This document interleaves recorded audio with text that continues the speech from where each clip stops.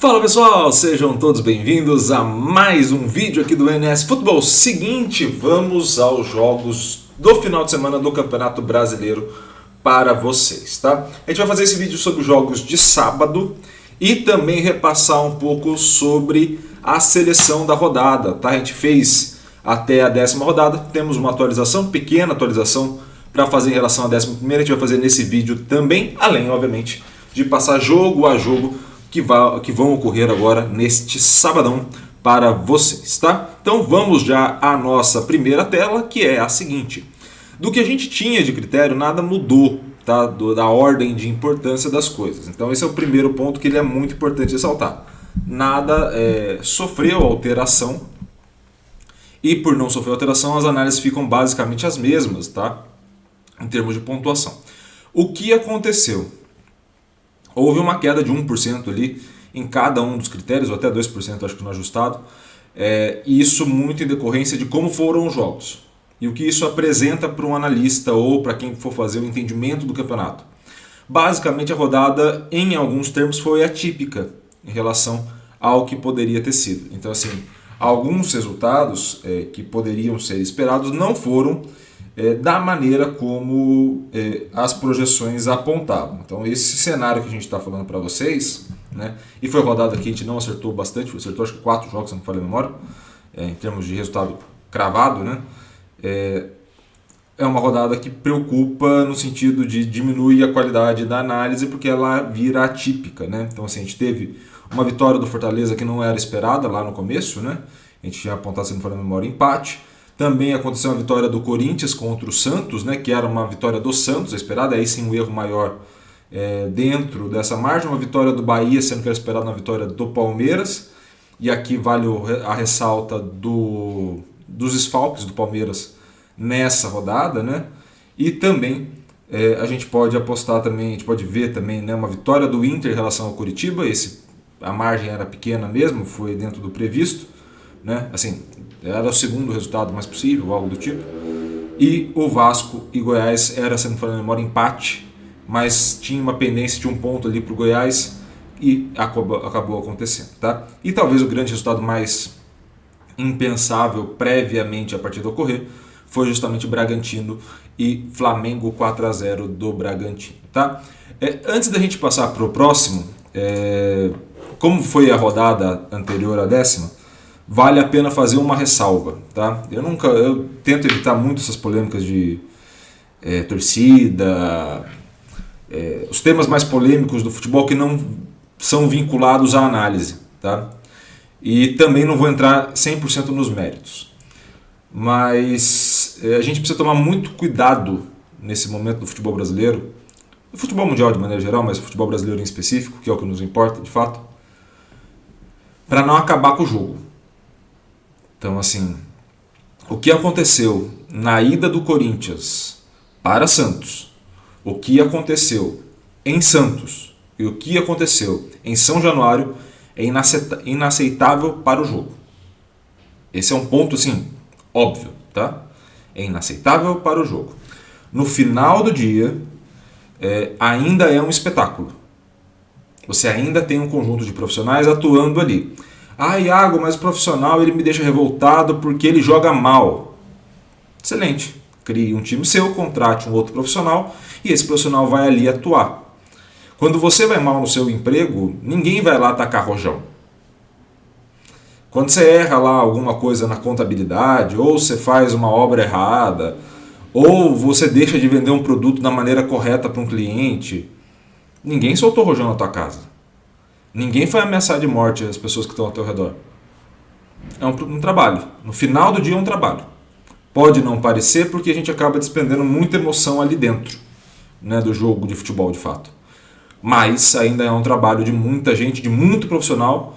E se você quiser fazer uma associação do tipo, não, mas eles estão defendendo a camisa da minha equipe, a honra do meu time, ou qualquer coisa que seja extrapolando o normal da vida, lembre-se, eu não lembro de saber de algum curso ou de alguma coisa que vá direcionar rojão, tá? A gente já teve na Libertadores simplesmente por estourar alguns rojões, a morte de uma pessoa no jogo do Corinthians. Supõe que quem atirou o rojão para cima não quisesse aquilo. E era um rojão não em direção a alguém, mas era para soltar um rojão em comemoração. Você imagina um rojão atirado em direção ao campo. A merda que podia ter dado. A cagada que podia ter dado.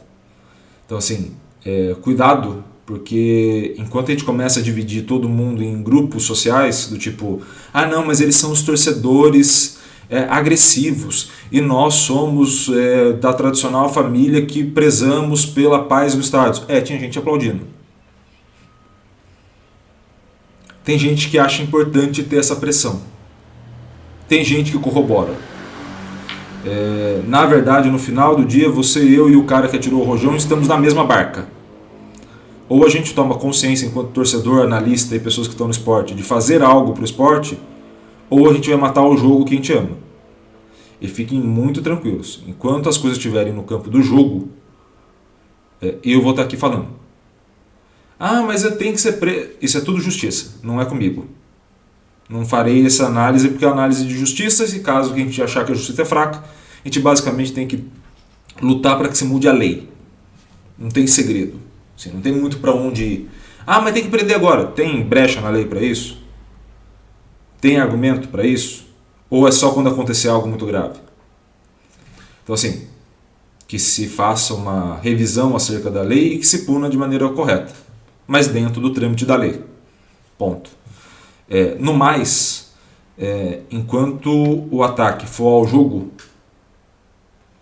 enquanto as coisas que estiverem sendo feitas possam prejudicar o jogo, os jogadores, a qualidade do jogo e também a tranquilidade para se jogar, serei absolutamente contra cada um do que jogou o rojão, cada um do que atingiu o jogo.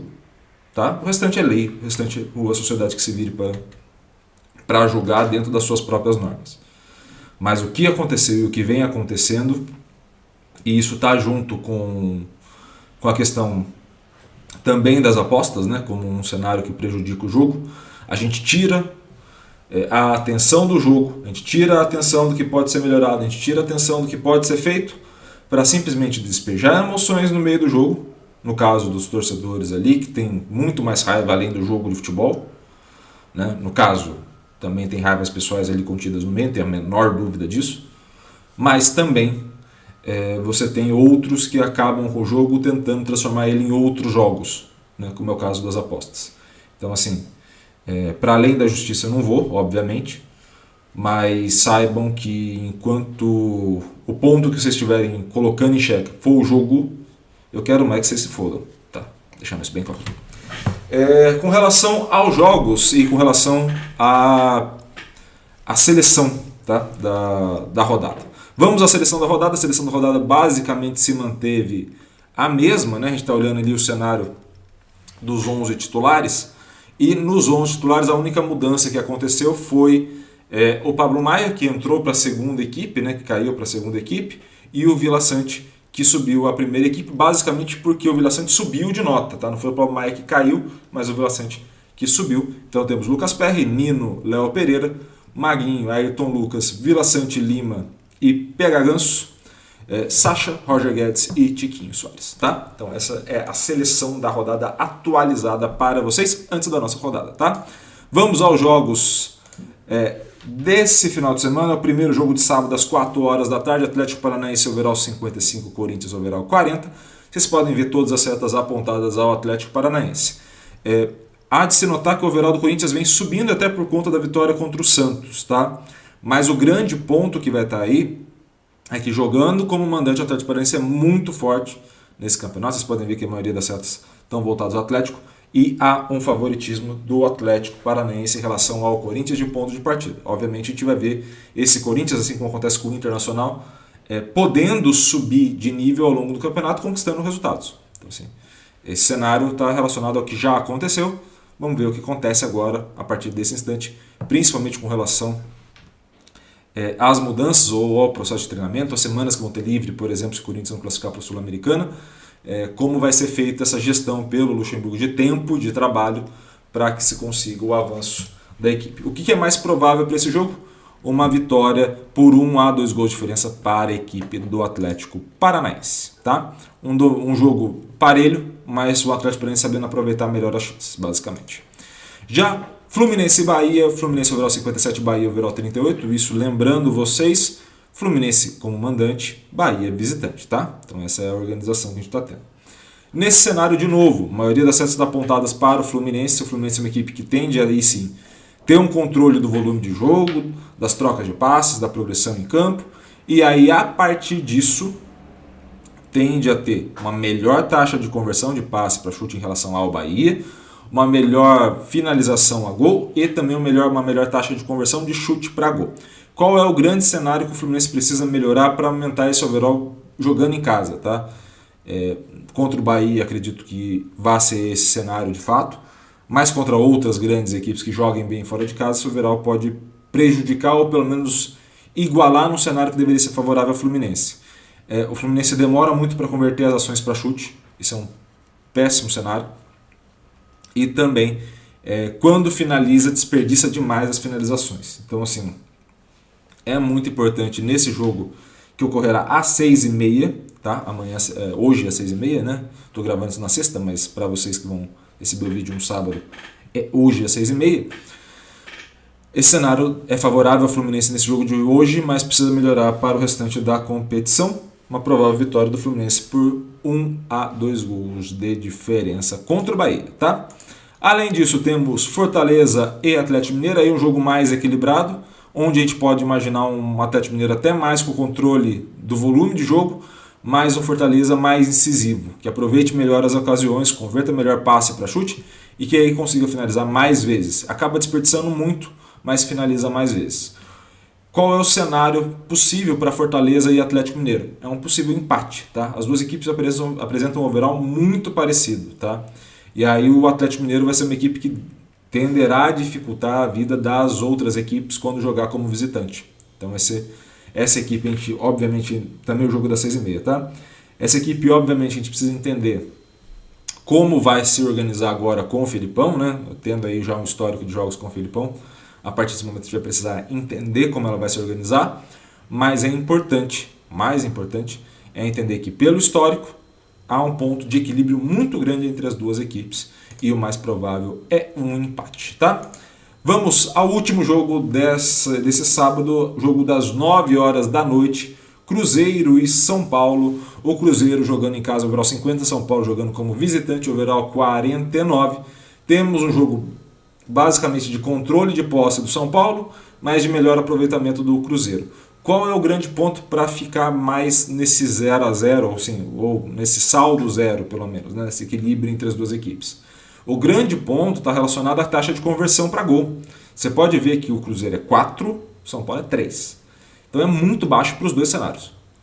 Então qual é o grande ponto que a gente pode ver? Um jogo onde você tem até um volume de jogo muito grande para de São Paulo, um Cruzeiro que consiga finalizar bem, mas duas equipes que têm, por característica, uma baixa taxa de conversão para gol.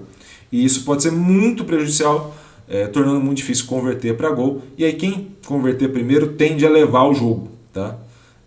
Mas de ponto de partida, olhando as duas equipes, como a tendência é não converter muito as ações para gol, o mais provável também seria um empate entre Cruzeiro e São Paulo em Minas Gerais. Beleza?